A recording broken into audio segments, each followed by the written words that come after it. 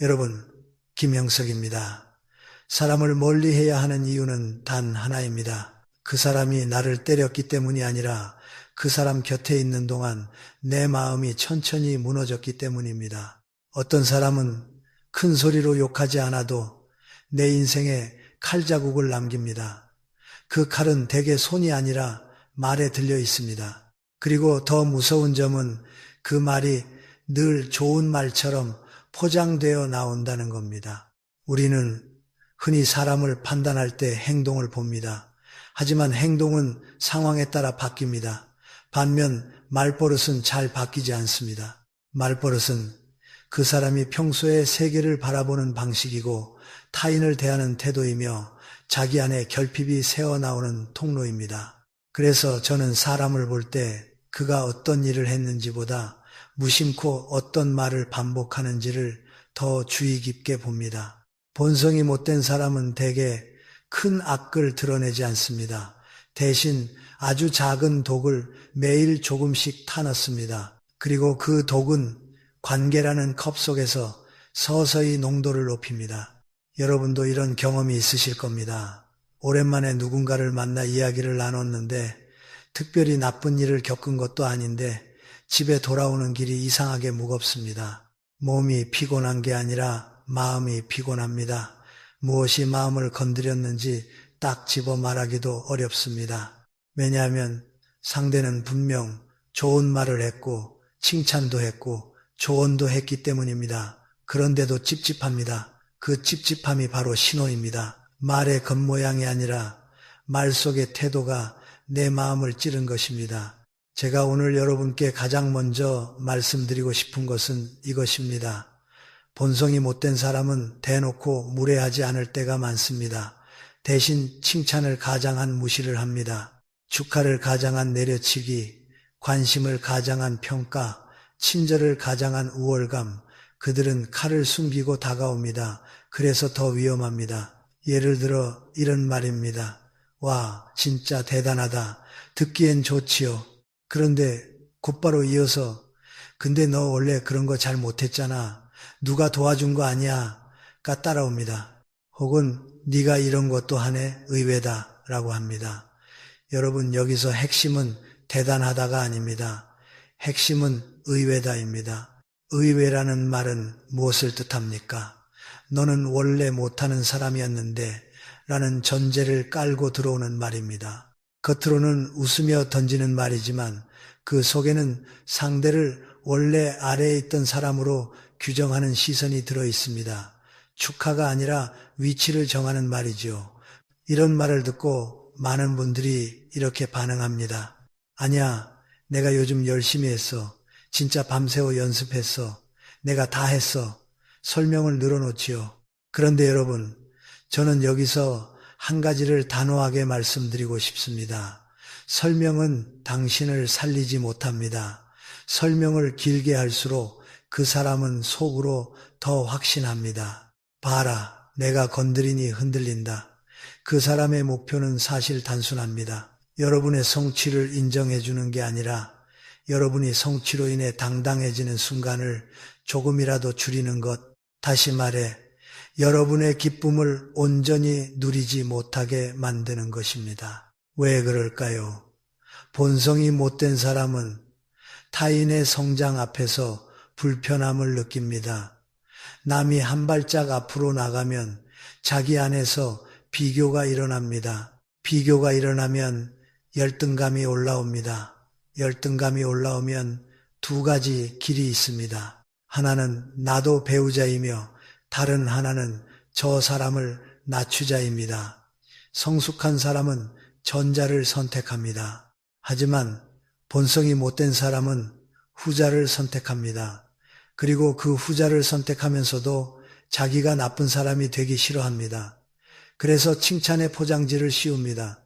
칭찬이라고 해두면 공격이 아니라 좋은 말이 되어버리니까요. 이 교활함이 관계를 병들게 합니다. 여러분, 욥은 상처가 분명합니다. 그래서 손절하기가 쉽습니다. 하지만 칭찬 가장 무시는 상처가 애매합니다. 그래서 우리가 스스로를 의심하게 만듭니다. 내가 예민한가? 그냥 농담인가? 그래도 좋은 뜻이었겠지. 이렇게요. 그 순간부터 관계의 중심이 여러분이 아니라 상대에게 넘어갑니다. 내 감각을 믿지 못하게 되면 결국 그 사람의 말이 내 마음의 기준이 됩니다. 이것이 위험의 시작입니다. 본성이 못된 사람은 아주 잘 알고 있습니다.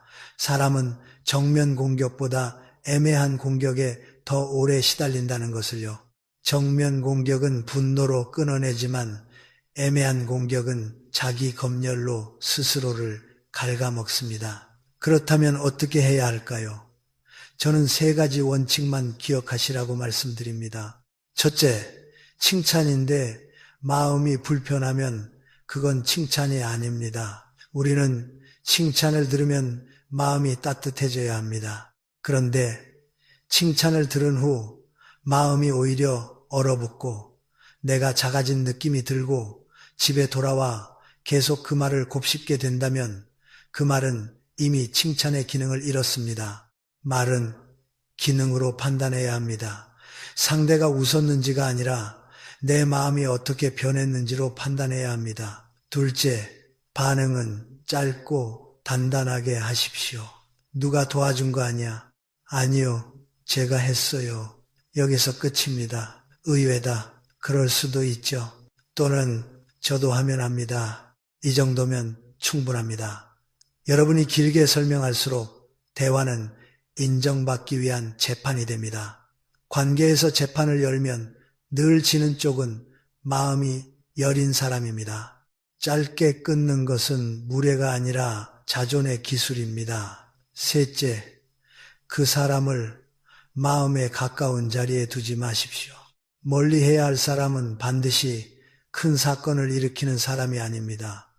내 기쁨을 축하하지 못하고 축하하는 척하면서 내 자존감을 깎는 사람, 이런 사람을 곁에 두면 내 삶의 빛이 조금씩 줄어듭니다.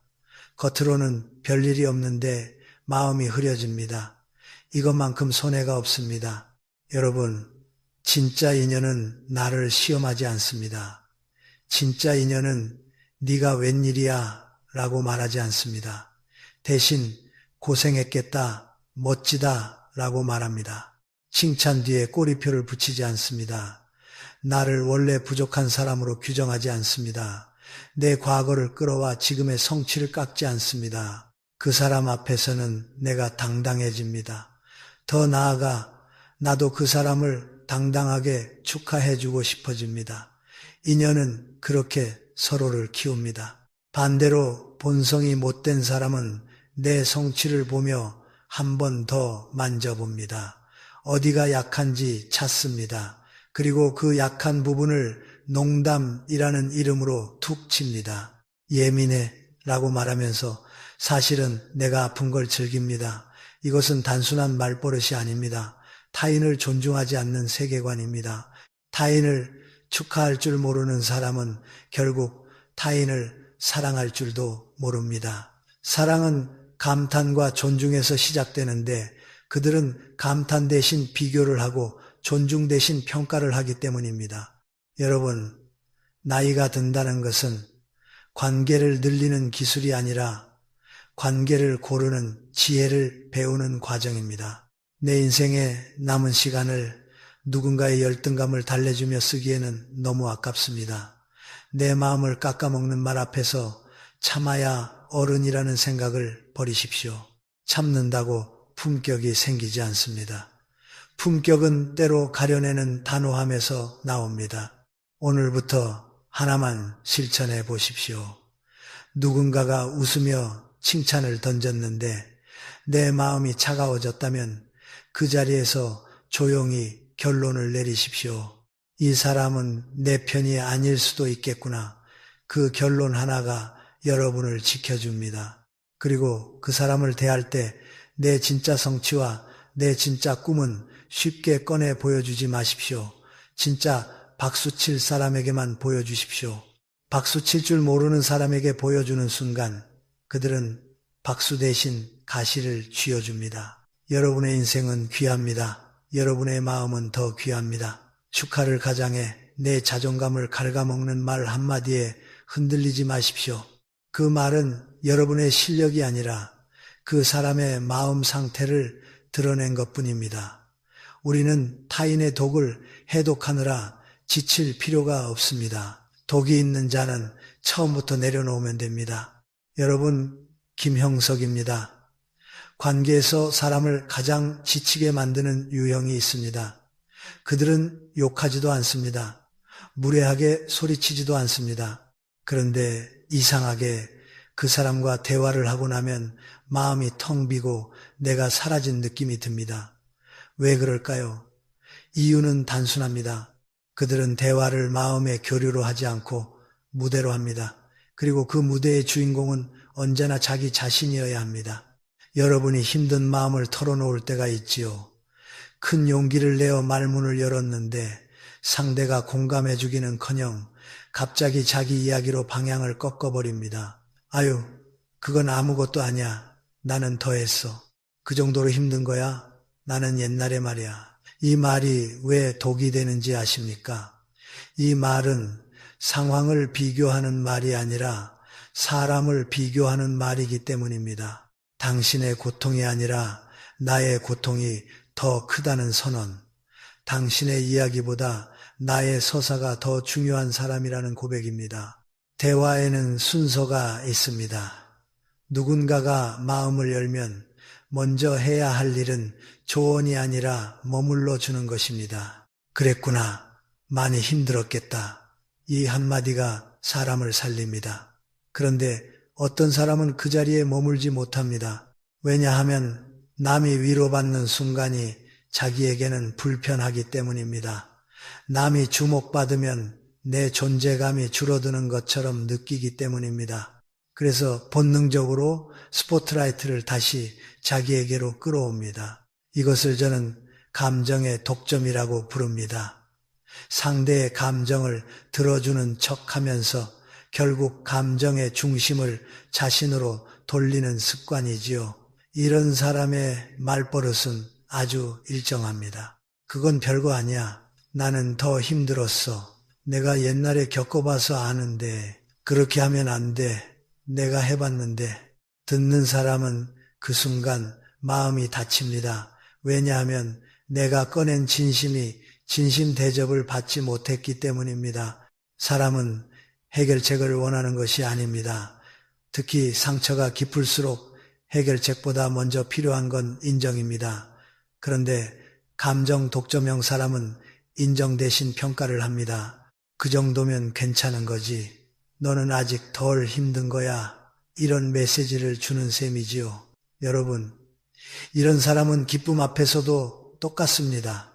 내가 좋은 일이 생겨서 조심스럽게 말하면 그게 뭐 대단하다고. 나는 더 좋은 일도 있었어. 이렇게 말합니다. 슬픔을 빼앗고 기쁨도 빼앗습니다. 결국 상대의 인생에서 가장 중요한 순간들을 자기 인생의 그림자로 만들어버립니다. 이때 피해자는 이렇게 느낍니다. 내 이야기를 하면 할수록 내가 초라해진다. 그래서 더 이상 말하지 않습니다. 관계는 껍데기만 남습니다. 정약용 선생께서도 사람의 마음을 이렇게 꿰뚫어 보셨습니다. 자기의 괴로움만 크게 여기고 남의 괴로움을 가볍게 여기는 자와는 결코 깊은 정을 나눌 수 없다. 이 말이 왜 정확한가요? 깊은 정이라는 것은 결국 한 사람이 다른 사람의 마음에 자리를 내어주는 능력에서 생깁니다. 그런데 감정 독점형 사람은 자리를 내어주지 않습니다. 그들의 마음에는 늘 내 이야기만 앉아 있습니다. 그러니 당신의 마음이 앉을 자리가 없습니다. 여러분, 이런 사람과 대화를 오래 하면 어떤 일이 생길까요?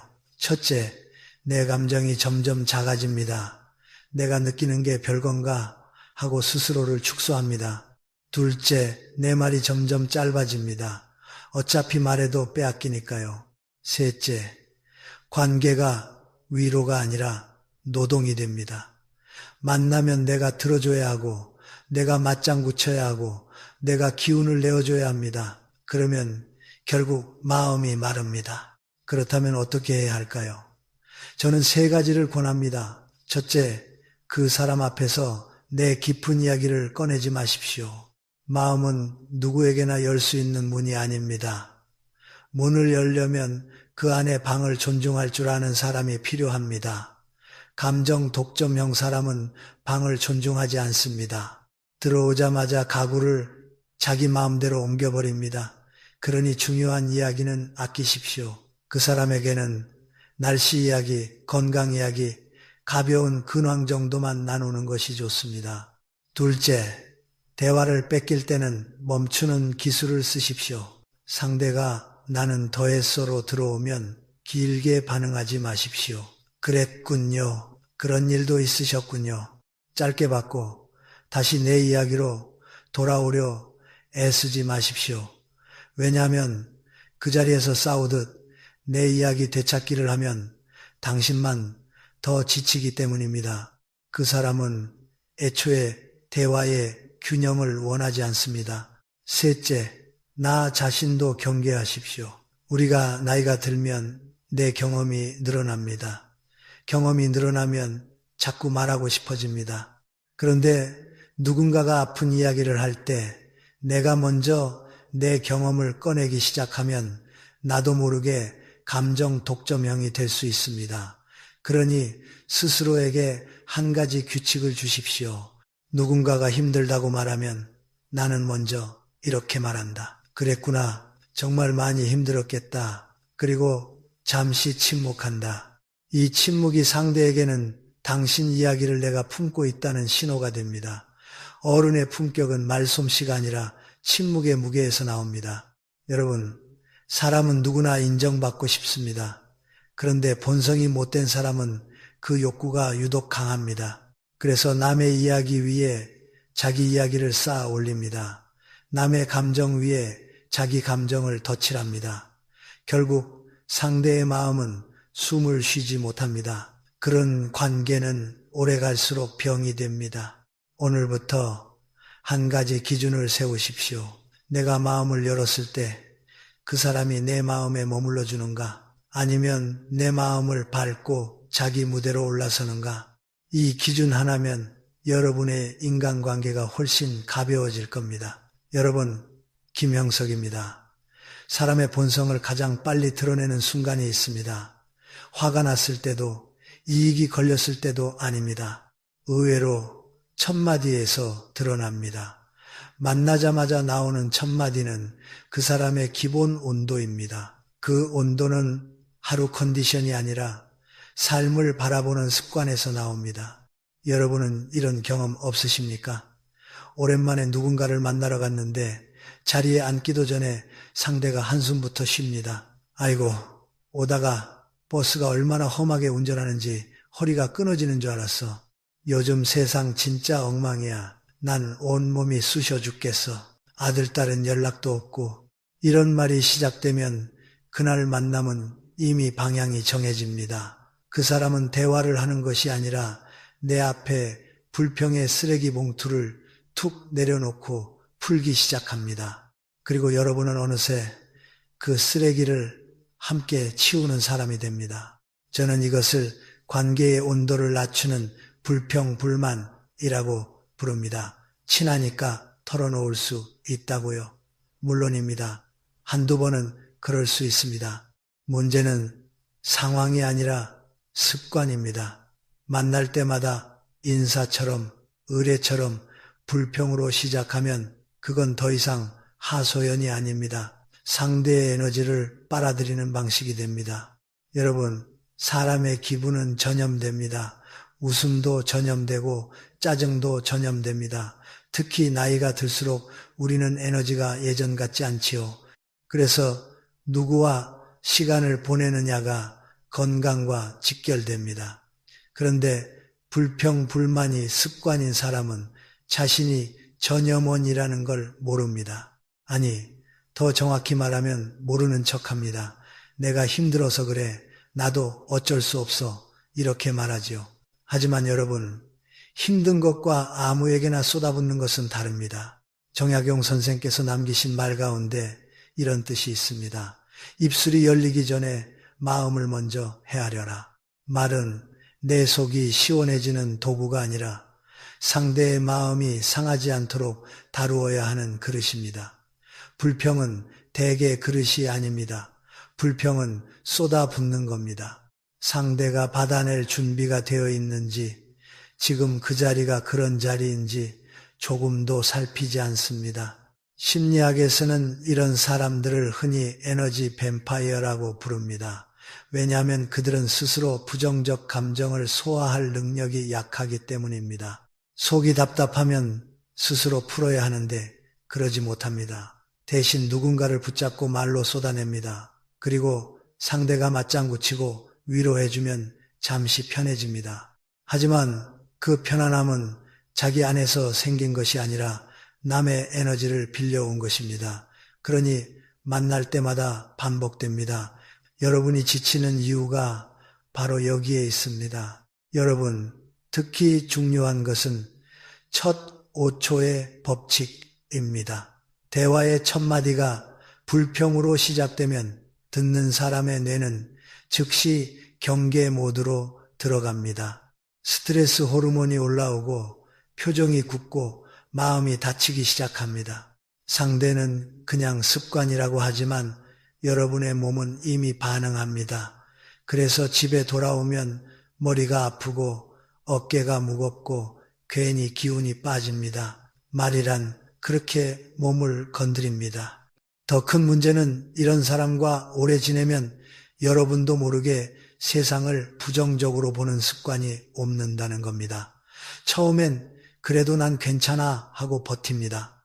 그런데 한 달, 두 달, 1년이 지나면 나도 모르게 입에서 비슷한 말이 나오기 시작합니다. 요즘 세상 참 사람들이 왜 이렇게 나도 몸이 여러분의 삶의 온도가 내려갑니다. 불평은 전염병입니다. 가까이 할수록 옮습니다. 그렇다면 어떻게 해야 할까요?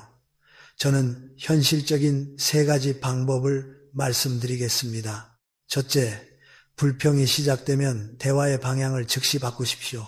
상대가 아이고 몸이로 시작하면 병원은 다녀오셨어요? 검사 한번 해보시는 게 낫겠네요. 이렇게 해결로 돌려놓으십시오. 왜냐하면 불평을 오래 들어주면 상대는 그 자리를 감정 배출구로 확정해버립니다. 여러분은 친구가 아니라 쓰레기통이 됩니다. 그러니 초기에 방향을 잡아야 합니다.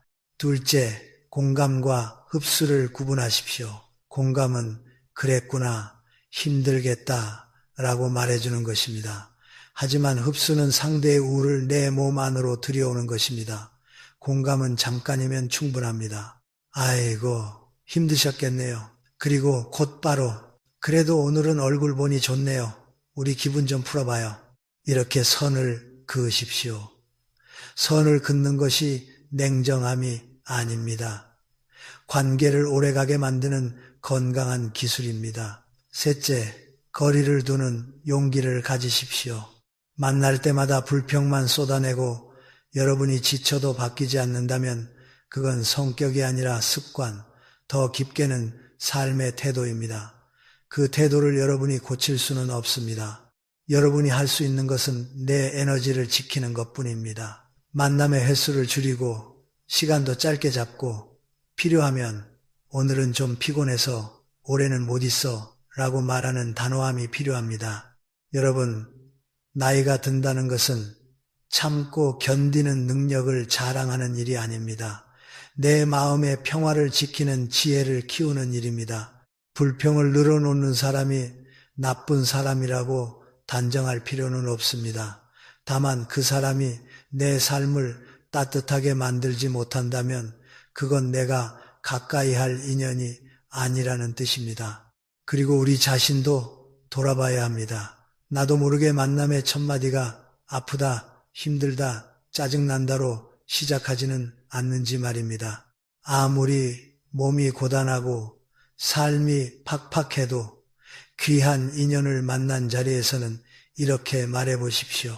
오늘 얼굴 보니 좋네요.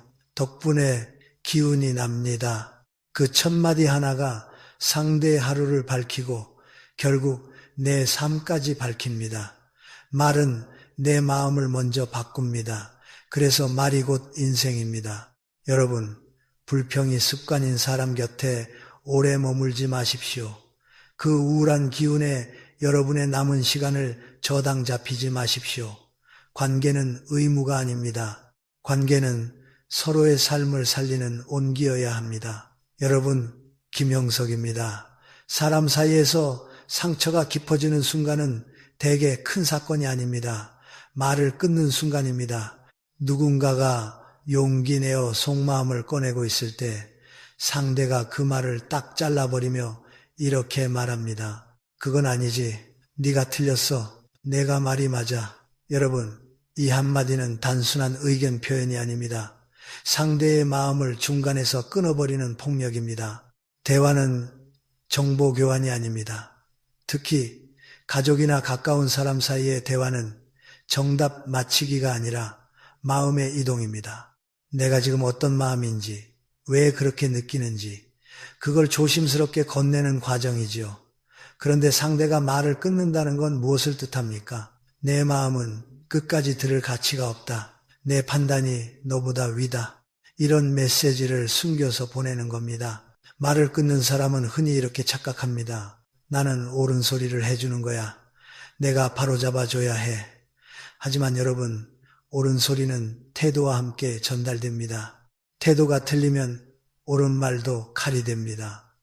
내용이 맞아도 전달이 폭력이면 상대는 상처를 받습니다. 그리고 상처받은 마음은 어떤 정답도 받아들이지 않습니다.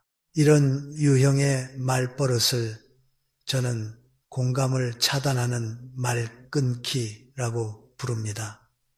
이들은 상대가 말하는 도중에도 이미 결론을 내리고 있습니다. 듣는 척하지만 사실은 기다리지 못합니다.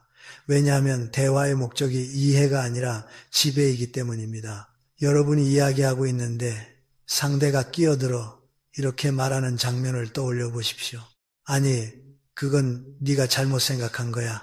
요즘 젊은 애들이 너무 예민해. 그런 건 원래 참는 거야. 이 말들은 무엇을 하는 겁니까?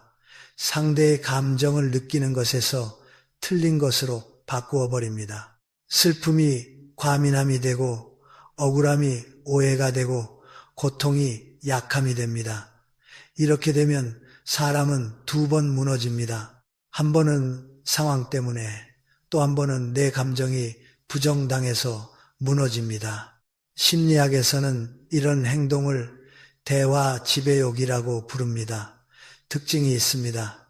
이들은 상대의 말을 듣는 동안에도 머릿속으로는 다음 반박을 준비합니다. 질문을 던지는 척하지만 사실은 상대를 이해하려는 질문이 아니라 상대를 꺾으려는 질문입니다. 그들의 대화는 다리가 아니라 성벽입니다. 마음과 마음이 오가야 하는데 그들은 내가 옳다는 성벽을 쌓아놓고 그 위에서 내려다봅니다. 그리고 이 습관이 무서운 이유는 관계를 서서히 말려 죽이기 때문입니다. 말을 끊는 사람이 곁에 있으면 사람은 점점 말이 줄어듭니다. 속마음을 말하려다가도 어차피 또 끊기겠지 생각합니다. 그러면 겉으로는 대화가 유지되는 것 같아도 실제로는 표면적인 이야기만 오갈 뿐입니다. 날씨, 건강, 뉴스 같은 이야기만 남습니다. 마음은 사라집니다. 관계는 껍데기만 남습니다. 정약용 선생이 남긴 말이 있습니다. 말하는 이가 끝맺지 않으면 듣는 이도 끝까지 들어야 한다. 그것이 사람을 대하는 예의 첫걸음이다. 이 말은 단순히 예절 이야기가 아닙니다. 사람의 마음이 안전하다고 느끼는 조건을 말해주는 겁니다. 인간은 끝까지 들어주는 사람 앞에서만 마음을 엽니다. 말을 끊는 사람 앞에서는 마음이 다칩니다. 다친 마음은 관계를 병들게 합니다. 그렇다면 여러분은 이런 사람을 어떻게 대해야 할까요? 첫째, 마음 이야기를 그 사람에게 맡기지 마십시오. 말을 끊는 사람에게는 중요한 고민, 깊은 속내, 상처를 함부로 보여주지 않는 게 좋습니다. 그 사람은 아직 그릇이 준비되지 않았습니다. 여러분의 진심을 담기에는 그릇이 너무 날카롭습니다. 둘째, 대화의 규칙을 짧게 세우십시오. 상대가 끊어들 때 길게 따지지 말고 이렇게 말할 수 있습니다. 잠깐만요. 제 말 끝까지 하고 싶어요. 조금만 들어주세요. 지금은 공감이 필요해요. 이 한 문장은 싸움이 아니라 대화의 안전장치입니다. 물론 모든 사람이 받아들이진 않습니다. 그러나 한 번은 분명히 말해야 합니다. 내 마음의 경계를 세우지 않으면 상대는 그것을 허락으로 착각합니다. 셋째, 우리 자신도 경계하십시오. 나이가 들면 경험이 생깁니다. 경험이 생기면 상대가 말하는 순간 결론이 머릿속에 떠오릅니다. 그래서 끊고 싶어집니다. 그런데 그 순간 한 번만 멈추십시오. 손으로 입술을 누르는 느낌으로 참으십시오. 상대의 말이 끝날 때까지 기다리십시오. 그리고 먼저 이렇게 말하십시오. 그랬군요. 많이 힘드셨겠네요. 그 다음에야 비로소 묻는 겁니다. 내가 보기엔 이런 면도 있는 것 같은데 당신 생각은 어때요? 이 순서 하나가 상대를 살리고 관계를 살립니다. 여러분, 대화에서 가장 귀한 것은 정답이 아닙니다. 존중입니다. 상대의 말이 다 끝나기도 전에 끊어버리는 사람은 사실 상대를 한 사람으로 존중하지 않습니다. 내가 너보다 위다는 마음이 숨어 있습니다. 그래서 그 옳은 말이 폭력이 됩니다. 그러니 기억하십시오. 여러분이 누구에게 속마음을 말했는데 그 사람이 늘 그건 아니지부터 시작한다면 그 사람은 여러분을 이해하려는 것이 아니라 교정하려는 사람일 가능성이 큽니다. 교정은 때로 필요합니다. 하지만 마음이 다친 사람에게 필요한 건 교정이 아니라 품입니다. 품이 없는 교정은 사람을 더 망가뜨립니다. 여러분의 남은 인생은 마음을 마음대로 끊어내는 사람에게 설명하고 설득하느라 쓰기에는 너무 소중합니다. 끝까지 들어주는 사람, 말을 다하고 숨을 고를 시간을 주는 사람, 그 사람 곁에서 여러분의 마음은 다시 살아납니다. 그게 진짜 인연입니다. 여러분, 김영석입니다. 사람을 멀리해야 하는 결정적 순간이 있습니다. 그 사람이 나를 노골적으로 비난했을 때가 아닙니다. 오히려 현실을 말해주는 척하면서 내 가능성을 꺾어버릴 때입니다. 겉으로는 조언처럼 들리는데 듣고 나면 마음이 축 처지고 내가 한없이 초라해지는 말이 있습니다. 현실적으로 생각해봐. 그 나이에 그게 되겠어? 괜히 돈 낭비, 시간 낭비하지 마. 여러분, 이 말은 단순한 충고가 아닙니다. 많은 경우 가능성 회방입니다. 사람의 꿈을 미리 잘라내는 말이지요. 우리는 나이가 들수록 조심성이 늘어납니다. 그건 자연스러운 일입니다. 실패를 겪고 책임이 생기고 몸도 예전 같지 않으니까요. 그런데 바로 그 조심성을 이용해 남의 도전을 막는 사람들이 있습니다. 그들은 늘 걱정이라는 가면을 씁니다. 걱정하는 척하면서 사실은 내가 새롭게 빛나는 꼴을 못 보겠다는 마음이 숨어 있을 때가 많습니다. 그래서 저는 이런 유형을 현실주의자로 위장한 가능성 회방꾼이라고 부릅니다. 여러분이 무언가 새 계획을 말할 때를 떠올려 보십시오. 은퇴 후 작은 자격증을 따보겠다. 새로운 취미를 시작해보겠다. 건강을 위해 뭔가 배워보겠다. 혹은 작은 일이라도 해보고 싶다. 이런 말은 사실 허풍이 아니라 살아있음의 증거입니다. 사람은 계획이 있을 때 눈빛이 살아납니다. 그런데 회방꾼은 그 눈빛을 제일 먼저 꺼뜨립니다. 말은 이렇게 시작하지요. 야, 내가 다 알아. 현실은 냉정해. 요즘 젊은 애들도 안 되는데 너라고 되겠어. 그런 거 해봐야 소용없어. 그 순간 여러분의 가슴에서 작은 불씨가 꺼지는 걸 느끼셨을 겁니다. 계획을 말할 때만 해도 설렜는데 집에 돌아오면 이상하게 부끄러워집니다. 내가 너무 나댔나? 내가 주제 파악 못했나? 이렇게 스스로를 깎아내리게 됩니다. 여러분, 이게 바로 회방꾼의 효과입니다. 그들은 여러분을 직접 공격하지 않습니다. 대신 여러분이 스스로를 공격하게 만듭니다. 왜 이런 일이 생길까요? 심리학에서 자주 쓰는 비유가 있습니다. 바구니 속에 개를 여러 마리 넣어두면 한 마리가 밖으로 기어 나오려 할 때 다른 개들이 집게발로 끌어내린다는 이야기입니다. 이걸 개통 효과라고도 부릅니다. 사람 관계에서도 비슷한 일이 벌어집니다. 누군가가 변하려 하고 새로 도전하려 하면 어떤 사람은 기뻐하기보다 불안해합니다. 제가 변하면 나는 뭐지? 제가 앞서가면 나는 뒤처지나? 이 불안을 견디지 못하면 상대를 끌어내리는 말이 나옵니다. 그런데 그 끌어내림은 대개 이런 모습입니다. 현실적으로 생각해. 그래서 더 교활합니다. 공격이 아니라 조언처럼 들리니까요. 정약용 선생께서는 사람의 길을 막는 심리를 아주 날카롭게 경계하셨습니다. 남의 길을 함부로 막지 말라. 그 길이 내 길이 아니라 하더라도 그것이 그의 길일 수 있기 때문이다. 이 말씀은 단순한 덕목이 아닙니다. 인생 후반에 특히 중요한 원칙입니다. 나이가 들면 길은 더 줄어드는 게 아니라 오히려 더 다양해집니다. 어떤 사람은 60에 시작한 일이 70의 인생을 살립니다.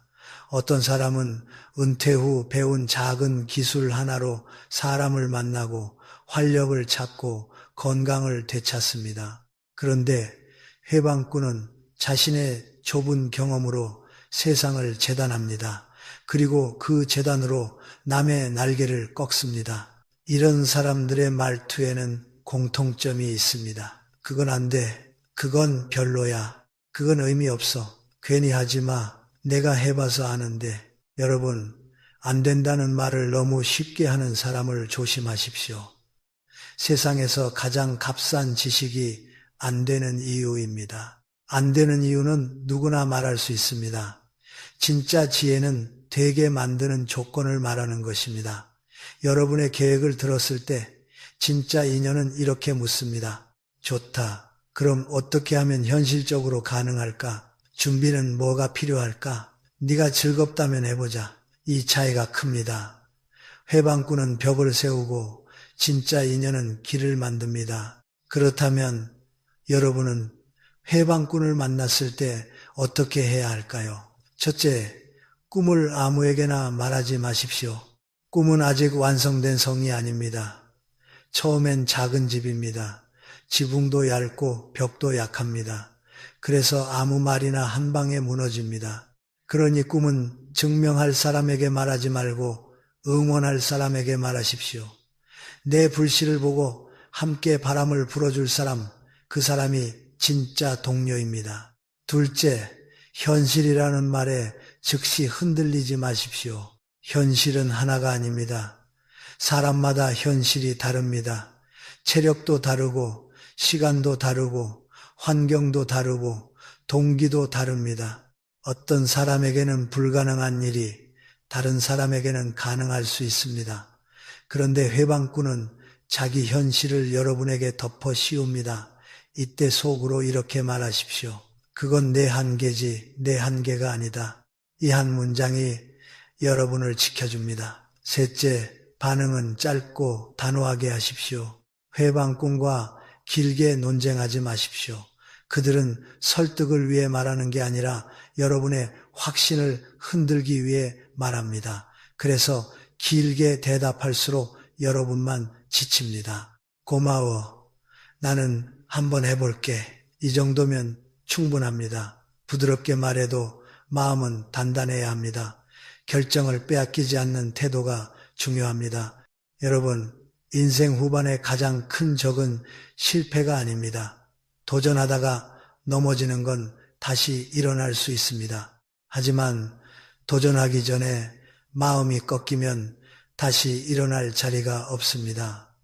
회방꾼의 말은 여러분을 넘어뜨리는 게 아니라 걷지도 못하게 만듭니다. 그래서 더 치명적입니다. 그리고 우리 자신도 돌아봐야 합니다. 우리는 누군가의 새로운 시도를 들었을 때 무심코 그 나이에 그건 힘들지 같은 말을 던지지 않는지 말입니다. 내 경험이 상대의 미래를 가리는 장막이 되면 안 됩니다.